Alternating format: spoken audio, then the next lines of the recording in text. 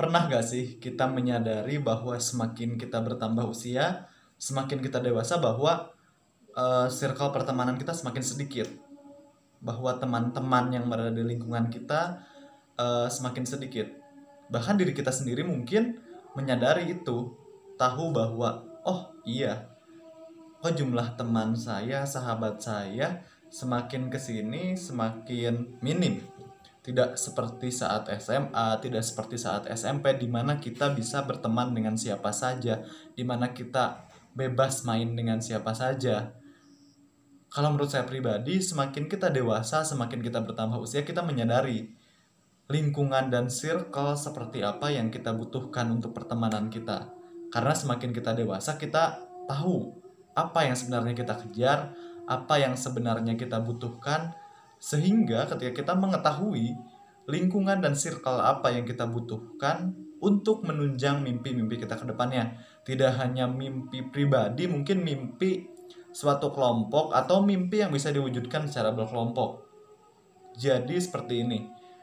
Kita sekarang semakin dewasa bukan karena kita tidak memiliki teman, atau bukan berarti kita antisosial, atau bukan berarti kita sebenarnya pilih-pilih teman. Tapi karena sebenarnya diri kita secara alamiah, secara sadar menyadari bahwa oh, circle pertemanan seperti ini yang kita butuhkan. Dan mungkin teman-teman kita yang hanya sekedar kenal, atau mungkin hanya sekedar sapa menyapa saja, atau mungkin hanya sekedar tahu nama, itu kita bisa masukkan ke dalam circle kedua pertemanan kita.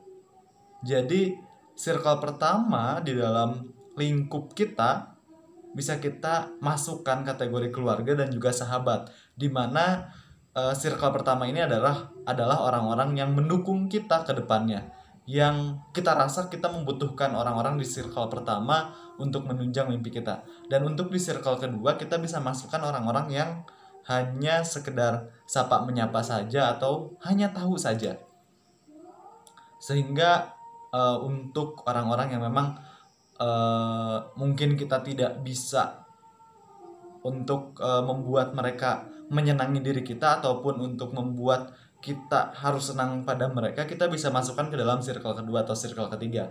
Karena sebenarnya untuk orang-orang seperti itu, atau untuk teman-teman seperti itu, mungkin sebenarnya bisa membuat lingkungan kita justru tidak positif, atau mungkin kurang support terhadap lingkungan kita untuk mencapai mimpi-mimpi kita ke depannya. Ataupun kita bisa masukkan ke dalam circle ketiga, di mana circle ketiga ini kita hanya tahu nama saja, tidak tahu sampai lebih detail, jarang sapa menyapa dan lain-lain. Dan circle seperti itulah yang mungkin semakin dewasa kita semakin mampu untuk membuat circle tersebut. Karena kita tahu, semakin dewasa kita tahu apa yang kita kejar, apa yang kita butuhkan, dan lingkungan apa yang sekiranya akan menunjang mimpi-mimpi kita tersebut.